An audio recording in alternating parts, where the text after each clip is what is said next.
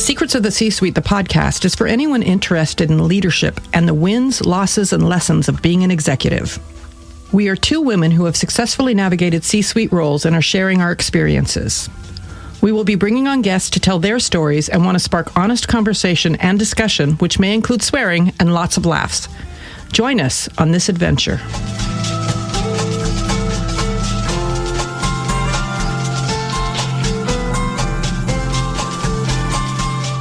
Hello, and welcome to another episode of Secrets of the C-Suite, the podcast. I'm Susan Sutherland, and I'm here with Juliet Clothier, and we have a great guest with us today. We'll introduce her in just a minute. Juliet, good morning. Hi, Susan. How are you doing? It's a little early, but I'm fine. I'm excited to meet our guest today. How about you? Oh, I'm very excited. I wanted to just talk a little bit about, we talked a few episodes ago about transitions and starting a new job. And so I am feeling a little more settled, but I'm still settling in. And it's a very odd feeling. I haven't done this in a long time. I've been working remotely for 5 years. So having a physical office and getting things out of boxes and trying to make my space work has been really interesting. And I was thinking about that of I feel like I've been in transition for about 6 months now. And now the settling in part is kind of the most important part, and how people see you and the nervousness around, because it's a big job, big role that I have in the C-suite. People are worried, I can tell that people are nervous. Like, is she going to make all these changes, and will my job be stable, and all those things? And I'm just as nervous as they are, but they don't buy that. But it is definitely an interesting time. Yeah, sounds a little bit like a secret, right? Like we carry our own nerves as we come into any position of importance. Yeah, well, as you know, I got back from South Africa a couple of weeks ago, and I feel like the settling part of a transition is a really interesting time, because you're still in transition, but everything around you says, get on with it. And my niece moved out after living with us for 2 years, and I can reclaim the guest room / my office, but I can't. There's things that need to be resorted and done. So it's a little unsettling, but I'm looking forward to really getting in and not being worried about where I find my other set of earbuds, as I couldn't this morning. So. All right. Well, I think it's time to invite our guest in. And for our listeners, we're really excited to have Valari Staab with us today.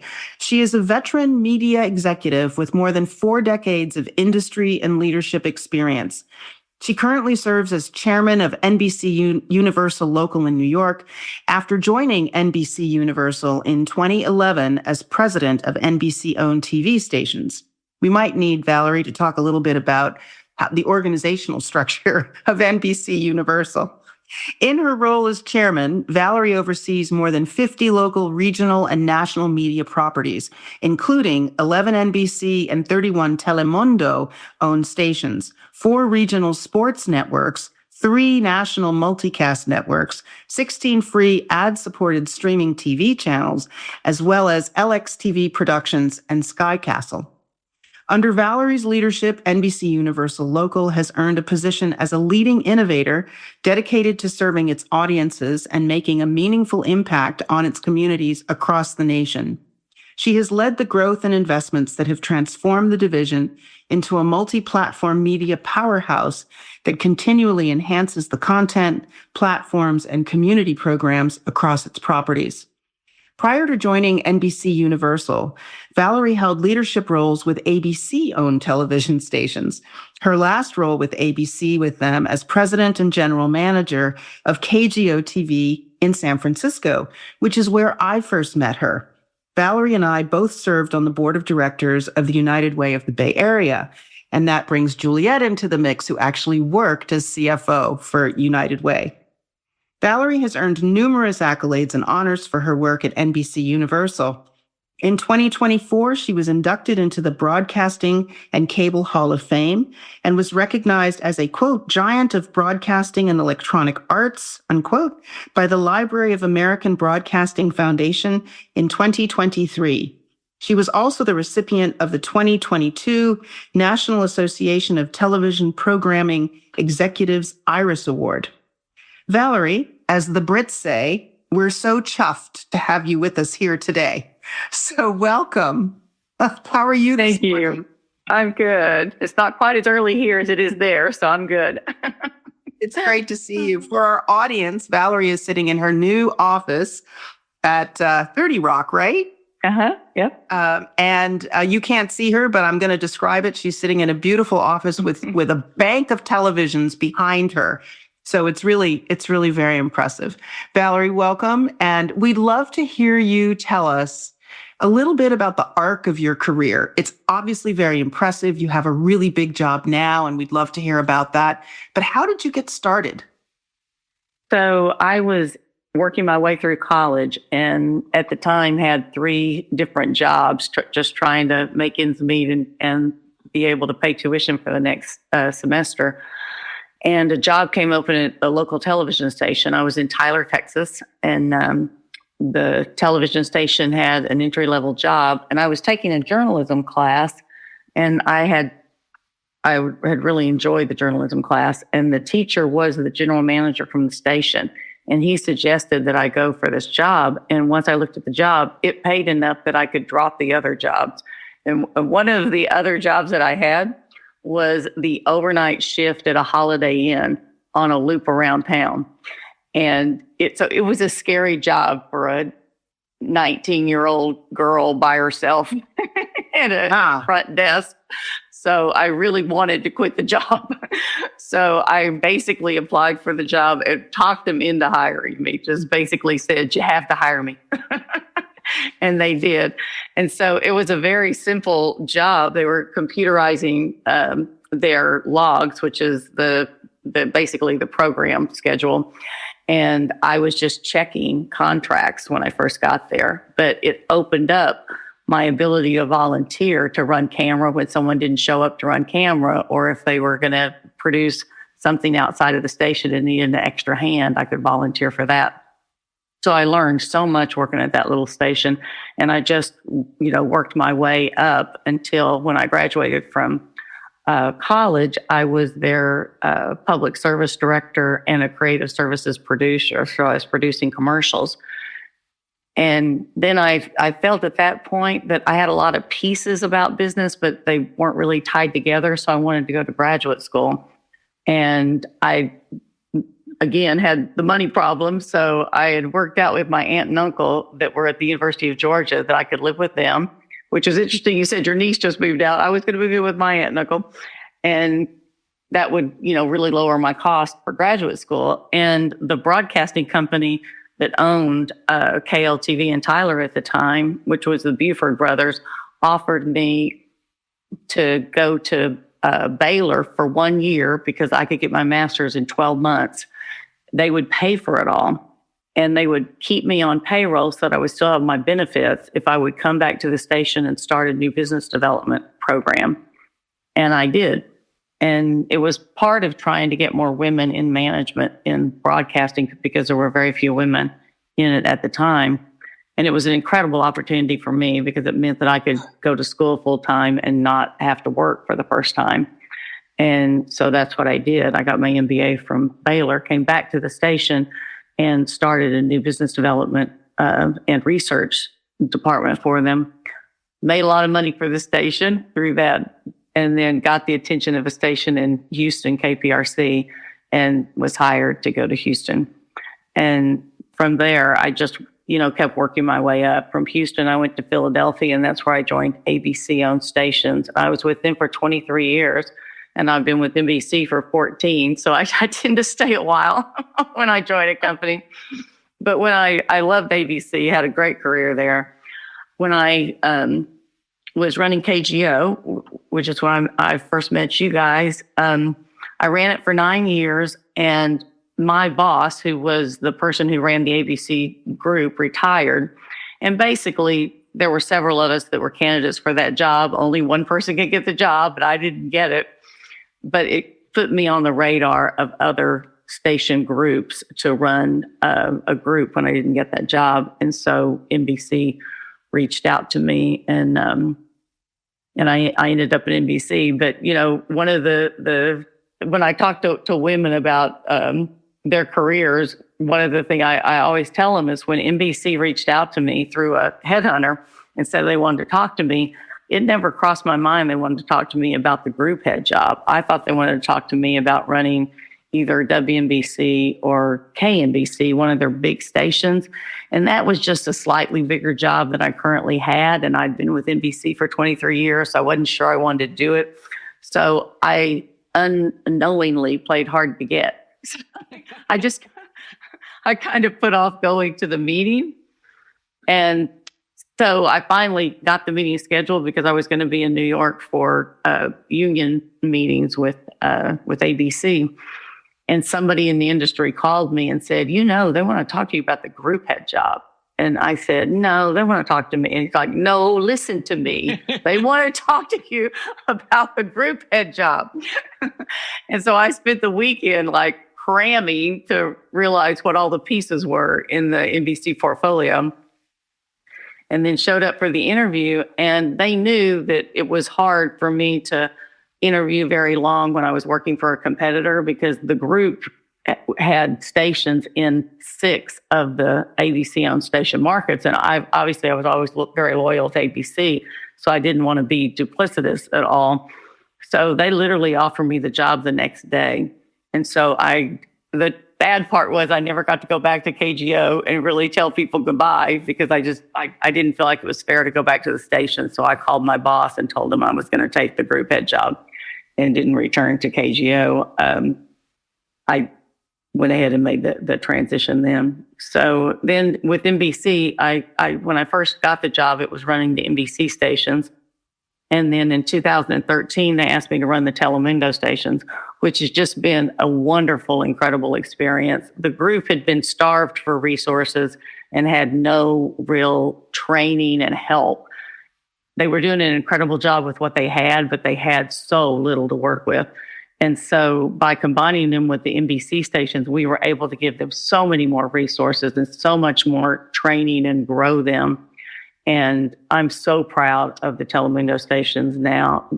They're just an incredible group of stations, and unbelievably talented journalists and meteorologists, and they've just grown so much. So now we have this really rich, great group with these big newsrooms in these big cities that are both Spanish and English. And then during the pandemic, they asked me to take on the regional sports nets. So we added the regional sports nets. So it just gives us this really great footprint in these big markets of sports fans and news and entertainment, viewers. And so it's been great. It's a great job. What a journey. That sounds great. I wanted to touch on something that you mentioned about women in broadcasting. And when you started, there weren't a lot of women. And we've interviewed a few people over this season, especially, who have been in similar situations where they are the sole woman or one of a few women in the industry. Can you talk about just a little bit how that is gotten better and maybe what's hurdles we still need to get over? There were very few women in management when I started. If the department heads at a television station might have one woman that was a department head and almost no general managers of stations. And I felt pretty quickly once I got into the industry and really enjoyed it that I wanted to be a general manager because I liked that the general manager could really set the tone for the whole station. And television stations can be incredibly fun places to work, and they should be fun places to work. They're like, it's a fun job. It's fun to be connected to your community as much as we are. And so I wanted that opportunity to create the kind of work environment that I would want to work in. So I knew that that's what I wanted to do, but very early in my career, they kept they kept bringing young men in and having me train them so that they could go for management positions. Wow. So it was so frustrating. So I kind of had to really push to be like, okay, how about you consider me for a management position? And I really got there through my success, financial success, by bringing big advertisers to the stations and got the attention that way through sales. But it was frustrating. I mean, I had times when I went to industry events and I was just like sitting at a bar with people, in the industry talking, and a guy would lean over and say, women have ruined this industry. And, it's just that kind of, I had a lot of that early in my career, which obviously doesn't exist now. And women are at all levels of television now, and they're doing really well. And so what I've done in my career is I've tried to look for places where either minorities or women in the management level, in one management level, they were doing really, really well and a great mix of them. And then the next level, there were very few of them, because that's indicative of a problem. They should be breaking through to the top if there's a lot of them at the level below them. And then we've looked at what might be the problem and come up with solutions and helped people push through whatever barriers were keeping them from making it to the next level. And I think that I've always kept my eye on that because of what my own experience was. Yeah. How much, Valari, and feel free to take your answer in any direction. How much engagement do you have directly with this huge portfolio that you have? How do you stay in touch with where there might be log jams for talented people to get visibility and get promoted? Well, I try to run a very communicative organization. There's over 4,000 employees in the division. So no, I don't know everybody, but I visit all the stations, and there's usually some opportunity at the stations for people to walk up and talk to me and introduce themselves. And we try to constantly tell people that we want them to be successful in their career, and we want them to end up where they want to end up in their career.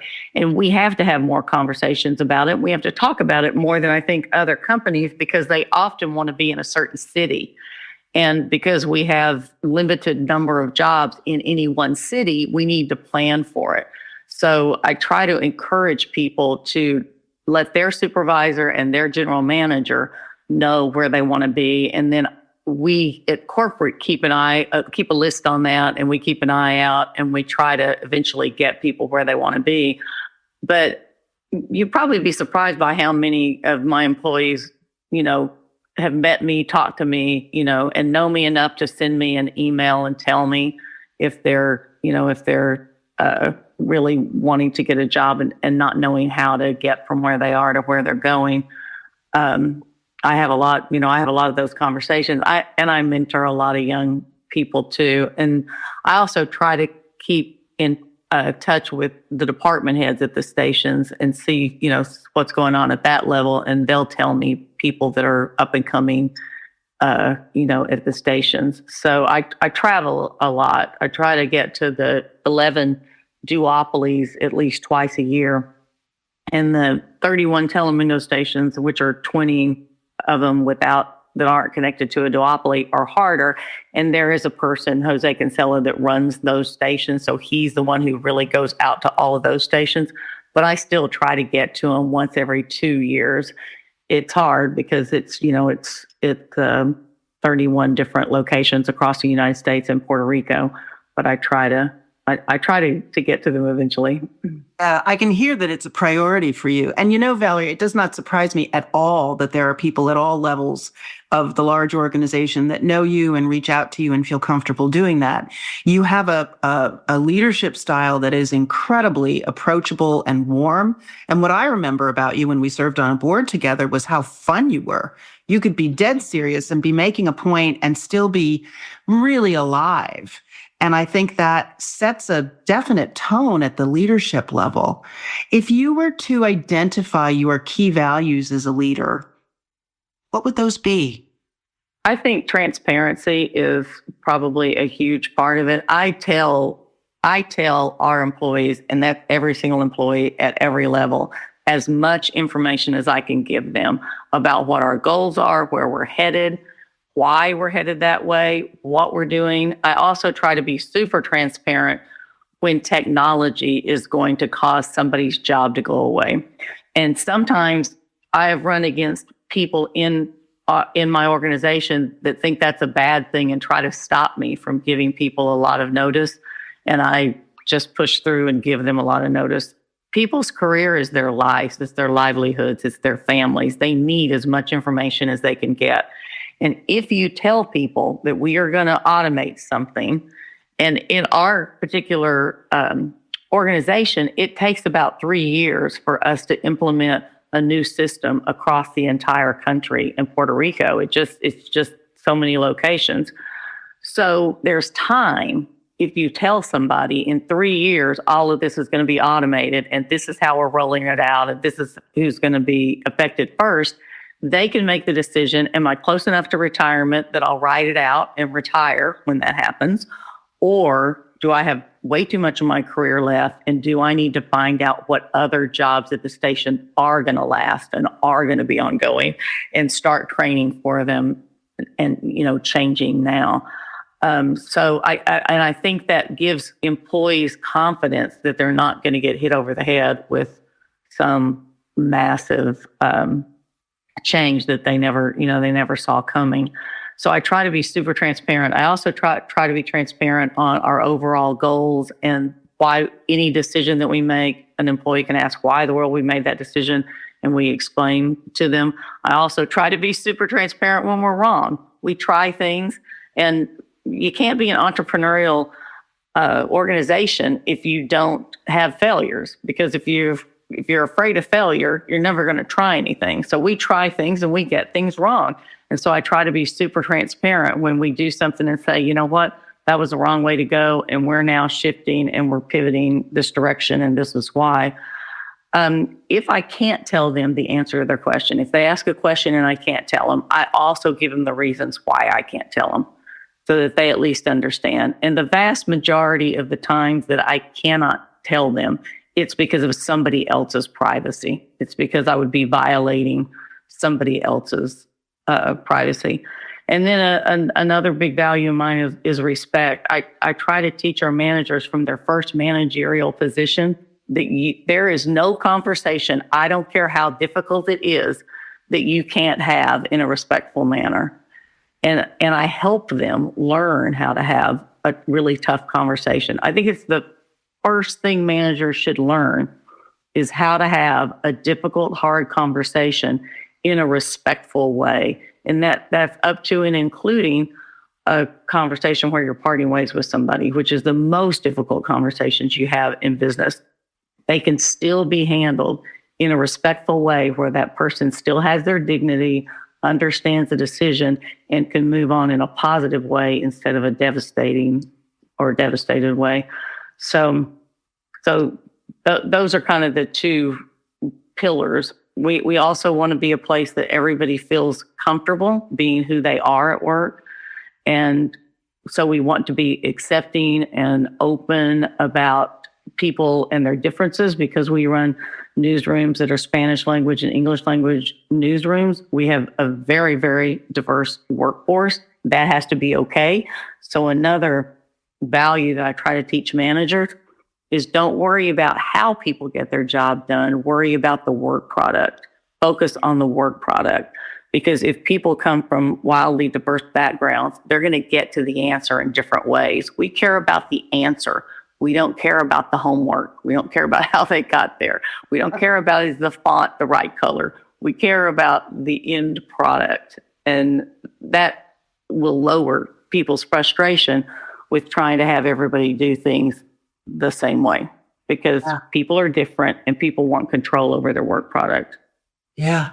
I'm going to take a slight tangent here and ask how you managed. So what I hear you talking about is something that a lot of organizations really struggle with. It's called the butts and seats syndrome, where, you have to see your employee to feel like they're doing their job. And of course, the pandemic blew that all out of the water.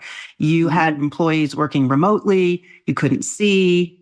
How did you all manage the pandemic and the diversity of the ways people work in a remote environment? I'm really proud of the way we handled the pandemic. The one thing that I think worked for us as a division was that I was in New York, and New York got hit first. So I saw everything that was happening in New York, and I saw what was happening to certain companies, like CBS had a control room contaminated and had to take a show off the air. I mean, I was watching things unfold, and what I didn't know then, but what I know now, is that what we were learning in New York was going to roll out across the country.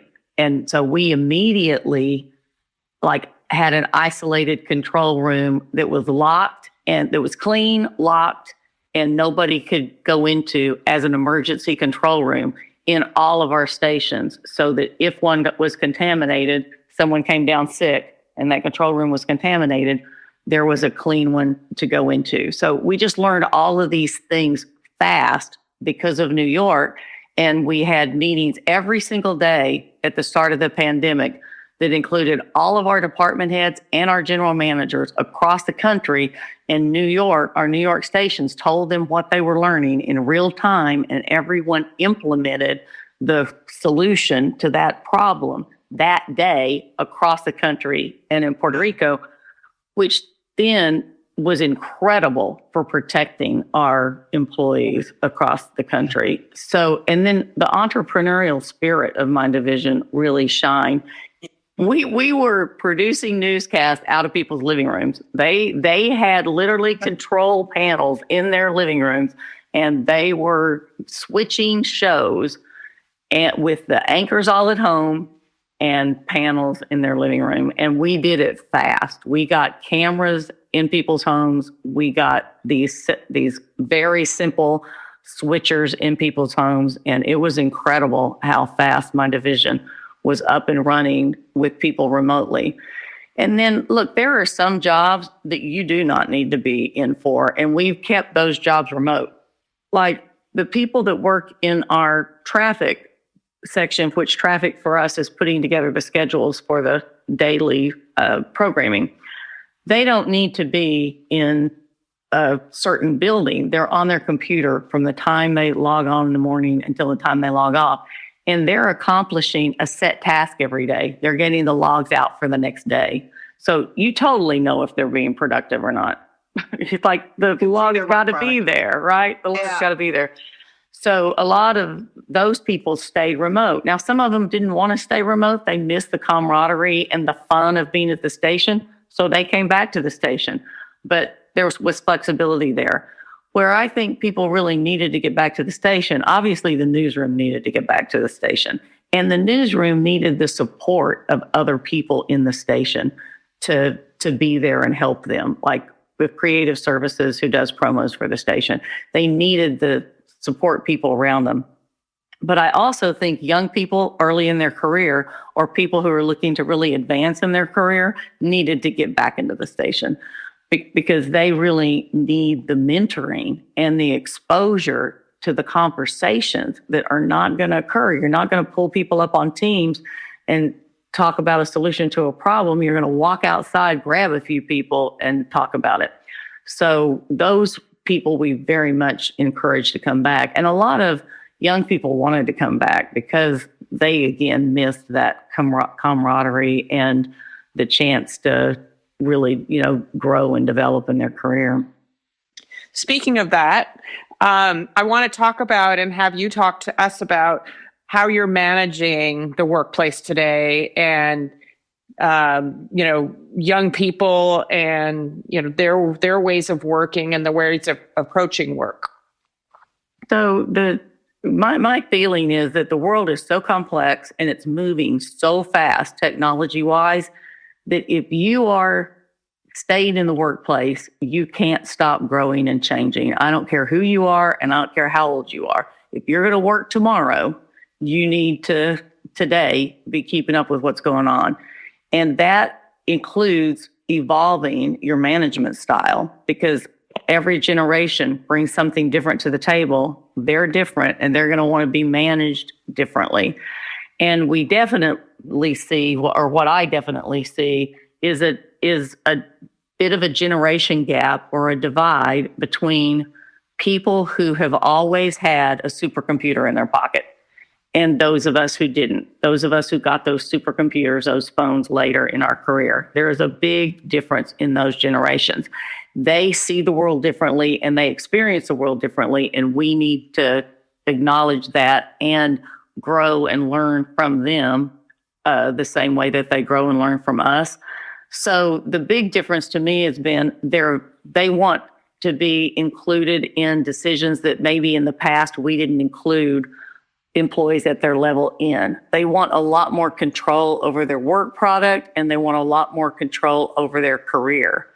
And they want a lot more accolades for their for their work product and their career. So they want to kind of see their trajectory more clearly. Like they want to know, I'm going to get a promotion at this point. I'm going to be eligible for a promotion. If I do these things, I'm going to be eligible for a promotion. So we've had to change a lot of the way that we set up jobs and how we monitor those jobs and literally how we promote for those jobs to give them that kind of transparency and clarity and that reward system that motivates them to achieve, in their job. So I think managing has always been tough, but I think it's tougher now because you have such a wide range of baby boomers to, 20-year-olds in the workforce, and they are very different people. I totally agree. That's a great point. And being able to pivot, and I think, back to what you said just about admitting that you've made a mistake. That was something that we didn't start our careers with, right? And now that's expected. And it's really important that we have, humility, and that we show that you can fail and still be successful. And I think that, that ties into some of the stories you've told us today. I wonder if you could give us, we ask each person, and you've given us a few secrets already, but if you have like a secret that you were surprised about when you went from being an entry-level person into a very high-level position.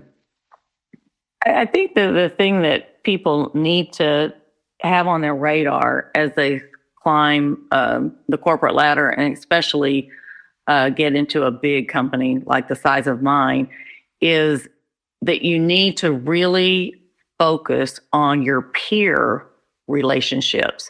As you're growing in management, it's natural for you to pay attention to the people who work for you, and it's natural for you to pay attention to the people you work for. The relationships that people undervalue are peer relationships, and they are so important, and they get more and more important as you go up. So if you look at the way we're structured at NBCUniversal, I run the local division, but I'm impacted by decisions made by NBC Network and Peacock and NBC Sports. So, and we have a whole division that's our distribution division that works with our cable companies and YouTube TV and all of the people who carry our signals. So these are big divisions on their own, separate from my division. If I don't have a good relationship with the people that run those divisions, it'll hurt my division tremendously.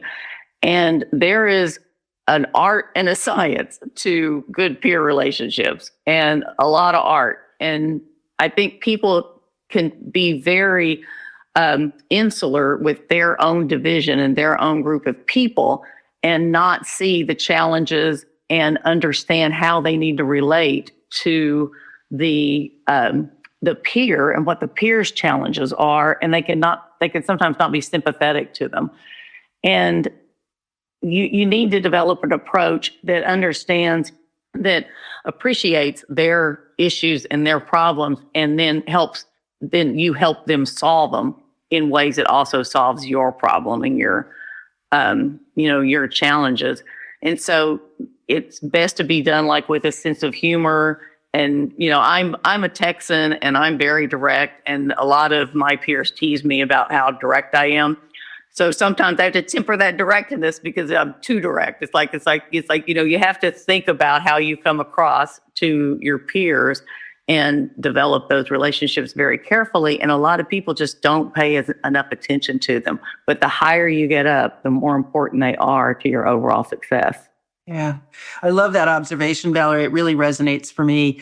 It also occurs to me, and this has happened to me in all kinds of ways during my career, which is your peer could someday be your boss, or they could be your direct report. And there's an awkwardness when that happens that can be tempered a little bit if you've got relationships while they're still your peer. So we're coming to the end of our time, unfortunately. We want to be respectful of your time, but I have one final question, if you'll indulge us. And that's a question around you and your personhood. How do you restore, Valerie? You've got a really big job. You travel a lot. You have a life. How do you take care of yourself in the middle of this big career? So I'm somebody who's very recharged by being out in the wilderness and the woods and on the water. And I'm very water oriented. I have a home on the Jersey Shore, and then my home in New York is on the Hudson River. So it's like I stick to water.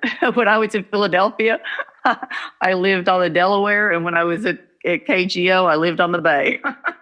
So being on the water and being in the wild is how I restore myself. And so in New York, there's a lot of things to love about New York, but if you are in New York, you are on the whole time. You don't even realize it, but just the noise of New York keeps you keyed up and ready, and you're like always on. You're always on this like edge. You don't even really know it because you're hearing like sirens in the background and traffic noise. So I go to our place at the shore, which is just an hour away by ferry from New York, every weekend, and I kayak there, and I have two swans that live on my beach, and they're raising babies right now.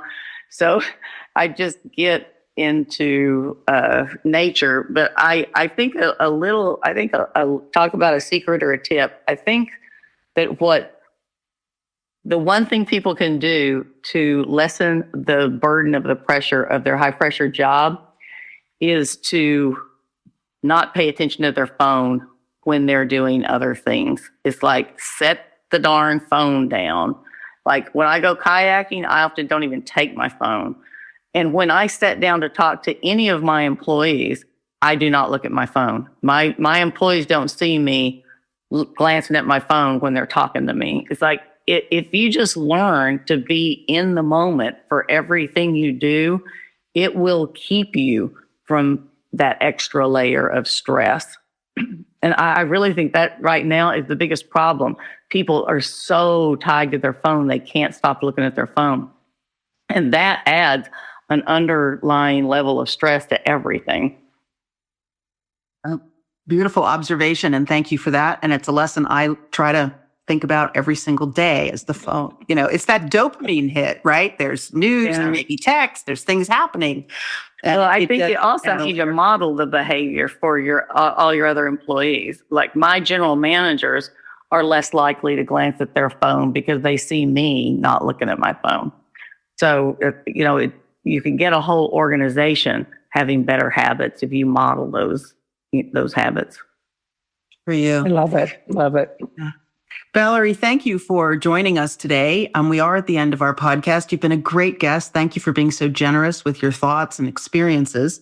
For our listeners out there, we hope you've enjoyed today's episode. This has been Secrets of the C-Suite, the podcast, and stay tuned for another episode, the final for season 2, coming shortly. We're so glad you've joined us for this episode of Secrets of the C-Suite, the podcast. We'll be back with another episode in 2 weeks. In the meantime, please tell your friends and coworkers about us, and be sure to follow, subscribe, and give us a 5-star rating if you enjoyed listening. Secrets of the C-Suite is produced by Juliet Clothier, Susan Sutherland, and Brian Clothier. Original music is by Brian Clothier, and the podcast is inspired by leaders like you.